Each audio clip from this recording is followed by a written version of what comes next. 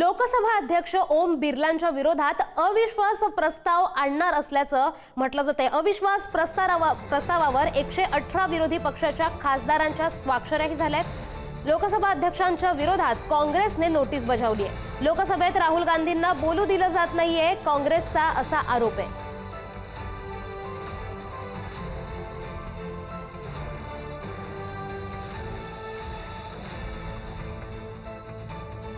तर याच संदर्भात अधिकची माहिती देत आहेत आमचे प्रतिनिधी शिवाजी काळे। तर शिवाजी सर, काय सांगाल की लोकसभामध्ये आता ओम बिर्लांच्या विरोधात अविश्वास प्रस्ताव मांडला जातोय? लोकसभेच्या कामकाजाचा जे अधिवेशन सुरू आहे त्याचा 10वा दिवस आहे। 10व्या दिवशी देखील आज कामकाज होत नसल्यानं दोन्ही बाजूंचे जे पहिल्यांदा निवडून आलेले खासदार आहेत ते या संदर्भात नाराजी व्यक्त करतायत। आम्हाला बोलता येत नाही असं म्हटलं जात आहे। दुसरीकडनं विरोधी पक्षांच्या वतीने म्हणणं असं आहे की लोकसभेचे विरोधी पक्ष नेते राहुल गांधी यांना बोलू दिलं जात नाही।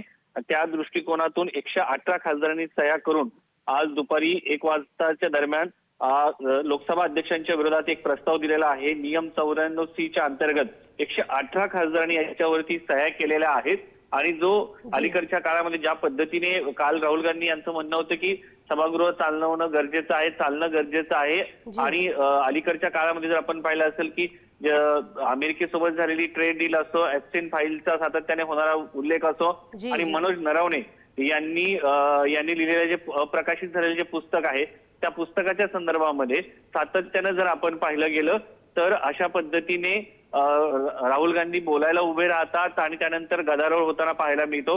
आज देखील 2 वाजेपर्यंत सभागृहाचं कामकाज तहकूब करण्यात आलंय। त्याच दरम्यान विरोधकांनी लोकसभा अध्यक्षांवरती अविश्वासाचा प्रस्ताव आणलेला आहे आणि त्यांनी ज्या पद्धतीने सांगितलं होतं की खासदारांनी पंतप्रधानांना मारण्याचा कट केला होता, महिला खासदारांनी किंवा त्यांना शेती पोहोचवण्याचा कट केला होता, असं जे काही समोर बातम्या आलेल्या आहेत माहितीबद्दल।